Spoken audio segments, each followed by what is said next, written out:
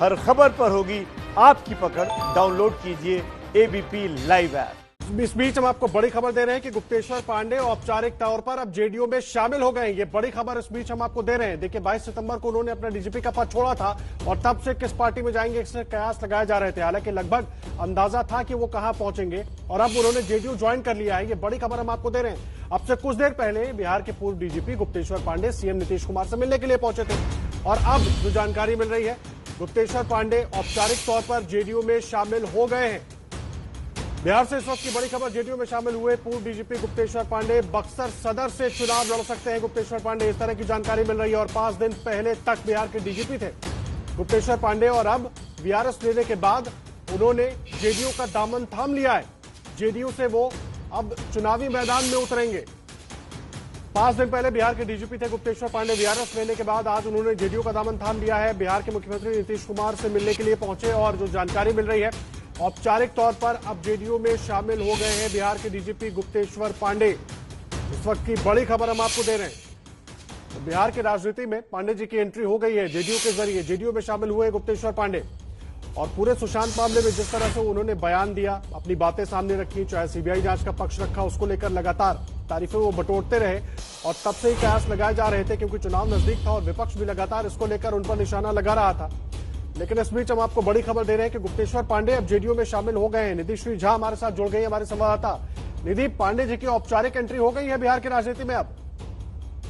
जी बिल्कुल, आज गुप्तेश्वर पांडे अपने ठीक 2 मिनट पहले मैं कहूंगी उन्होंने खुद सीएम आवास जाकर वहां पर सदस्यता ली। सीएम नीतीश कुमार ने उनको सदस्यता ग्रहण करवाया है और देखिए लंबे समय से ये बात चल रही थी कि गुप्तेश्वर पांडे रिजाइन करके बक्सर से चुनाव लड़ सकते हैं और इसका भी उन्होंने साफ साफ अगर देखेंगे सोशल मीडिया पर भी उन्होंने संकेत दे दिया था कि बक्सर से चुनाव लड़ेंगे। 2 दिन पहले उन्होंने प्रोफाइल पिक्चर भी बाकायदा चेंज किया था। तो अब ये औपचारिक तौर पर स्पष्ट हो गया है कि गुप्तेश्वर पांडे ने न सिर्फ जेडीयू की सदस्यता ग्रहण कर ली है बल्कि बक्सर से चुनाव लड़ने भी जा रहे हैं। आदेश, मुझे एक बात बताइए निधि, अभी तक कुछ जानकारी मिल पाई है? बक्सर को लेकर लगातार चर्चा होती रही, जब भी गुप्तेश्वर पांडे का जिक्र हुआ तो बक्सर की चर्चा होती रही। तो क्या विधानसभा में उतरेंगे या लोकसभा की तैयारी कर रहे हैं, क्या करेंगे? इस पर कहीं से कुछ अभी तक छनकर जानकारी आ पाई है क्या?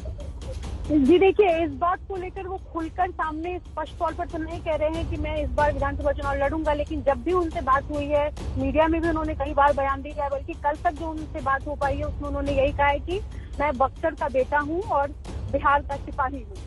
तो यानी कि यह स्पष्ट है कि जब भी उनका अगर टिकट उनको मिलता है, जो कि लगभग तय हो चुका है, तो वो बक्सर से ही चुनाव लड़ेंगे और विधानसभा चुनाव लड़ने का भी अब जो है वो ऐलान कर ही सकते हैं। ऐसी भी खबर आ रही है।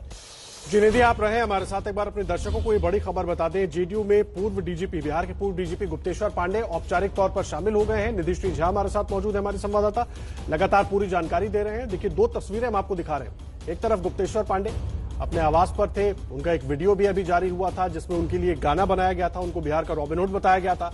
और दूसरी तस्वीर हम आपको दिखा रहे हैं जहां पर अब से थोड़ी देर के बाद गुप्तेश्वर पांडे मीडिया से मुखातिब होंगे, मीडिया से बातचीत करेंगे और आगे उनका क्या राजनीतिक प्लान है। राजनीति में एंट्री तो हो गई, लेकिन अब आगे राजनीतिक प्लान उनका क्या है उसके बारे में वो बातचीत करेंगे। और जब से उन्होंने वीआरएस की घोषणा की थी तब से इस बात के कयास लग रहे थे कि आज कल गुप्तेश्वर पांडे जेडीयू का दामन थामेंगे और अब से कुछ देर पहले वो मुख्यमंत्री नीतीश कुमार से मुलाकात की उन्होंने और अब वो जेडीयू का हिस्सा बन गए हैं। यानी कि बिहार की राजनीति में पांडे जी ने औपचारिक तौर पर एंट्री ले ली है और ये पहला मौका नहीं है। 2009 में भी लोकसभा से चुनाव लड़ना चाहते थे गुप्तेश्वर पांडे और उस वक्त भी उन्होंने वीआरएस लिया था, लेकिन बाद में वो किसी दल में शामिल नहीं हुए और वापस अपनी नौकरी में लौट आए। लेकिन इस बार 5 महीने का कार्यकाल उनका बचा हुआ था डीजीपी के तौर पर, बिहार के डीजीपी के तौर पर, लेकिन उन्होंने वीआरएस लिया और अब जेडीयू का दामन थाम लिया है गुप्तेश्वर पांडे ने। निधि लगातार हमारे साथ जुड़ी हुई है। निधि, लगातार ये जो पूरा घटनाक्रम है ना, गुप्तेश्वर पांडे जी का एक डीजीपी के तौर पर काम करना और उसके बाद जेडीयू में शामिल हो जाना, कैसे इसको देखें? क्योंकि बार बार इस तरह की बातें होती रही कि वो तो उनकी राजनीतिक मंशा है। जी देखिए, गुप्तेश्वर पांडे के अगर हम बयानों को देखें तो वो हमेशा से मीडिया में बेबाकी से अपनी बात कहते रहे हैं और नीतीश कुमार के समर्थन में भी उन्होंने कई बार जो है वो बयान दिया है। और अगर पिछले कुछ दिनों की भी बातचीत उनकी देखें तो उन्होंने साफ साफ कहा है कि नीतीश कुमार की तारीफों के कई बार उन्होंने पुल भी बांधे हैं और कल तक भी जो उनसे बातचीत हुई तो उसमें इन्होंने यही कहा कि नीतीश कुमार का आशीर्वाद उनके साथ है।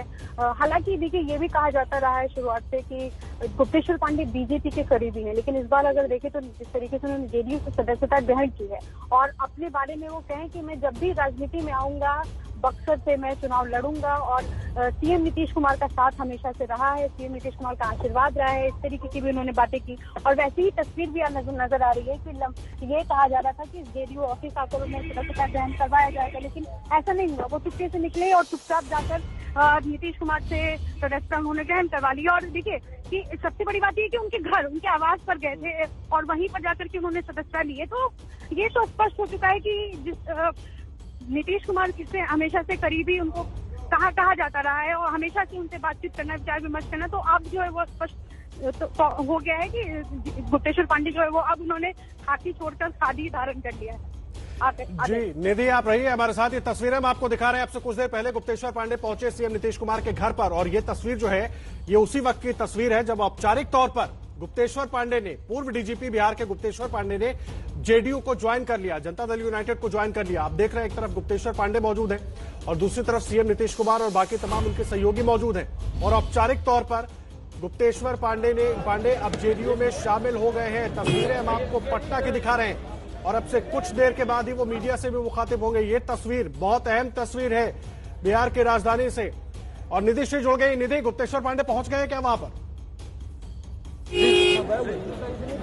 जी बिल्कुल, गुप्तेश्वर पांडे सबसे पहले सीएम आवास पर गए थे, वहां पर उन्होंने सदस्यता ग्रहण की और उसके बाद सीधा जेडीयू दफ्तर पहुंचे हैं। और देखिए यहाँ पर जो हलचल है मैं आपको सबसे पहले दिखाऊंगी, क्योंकि शुरुआत से ये लग रहा था कि सीएम नीतीश कुमार यहीं पहुंचेंगे और गुप्तेश्वर पांडे यहीं पहुंचेंगे और यहीं पर सदस्यता ग्रहण करेंगे, लेकिन ऐसा नहीं हुआ। लेकिन तमाम उनके जो समर्थक है उनको आप इस वक्त यहाँ पर देख रहे हैं। तो ये तस्वीर है जो हलचल लंबे वक्त से हो रही थी, अब उस पर पूर्ण विराम लग गया है और गुप्तेश्वर पांडे यहाँ पर पहुंच गए हैं। और पूरी उन संभवतः ये मतलब संभावना जो जताई जा रही है उसके मुताबिक अब से कुछ ही देर में वो खुद मीडिया से मुखातिब होंगे। जी मुझे एक बात बताइए, अब उससे कुछ देर में वो प्रेस कॉन्फ्रेंस को संबोधित करेंगे, मीडिया से बातचीत करेंगे। सवाल सबके मन में है क्योंकि गुप्तेश्वर पांडे पहले भी जब एबीपी न्यूज से जुड़े थे तो लगातार नकारते रहे कि अभी कोई मंशा नहीं है, जैसा होगा बताऊंगा। तो अब आगे की रणनीति हर कोई जानना चाहेगा, बिहार की जनता भी जानना चाहेगी क्या रणनीति होगी। वो चुनाव लोकसभा के लिए तैयारी करेंगे, विधानसभा के लिए तैयारी करेंगे, और कितनी देर में ये प्रेस कॉन्फ्रेंस होगी वो भी निधि से जानकारी लेंगे। और तुरंत लौट कर आते हैं, एक छोटे से ब्रेक के लिए रुक रहे हैं। आप बनी रहिए, निधि नजर बनाकर रखिए, तुरंत लौटेंगे और क्या कुछ गुप्तेश्वर पांडे अपनी प्रेस कॉन्फ्रेंस में कहेंगे वो भी अपने दर्शकों को सुनवाएंगे। तस्वीरें आपके सामने हैं। आपसे कुछ देर पहले गुप्तेश्वर पांडे ने जेडीयू को ज्वाइन कर लिया।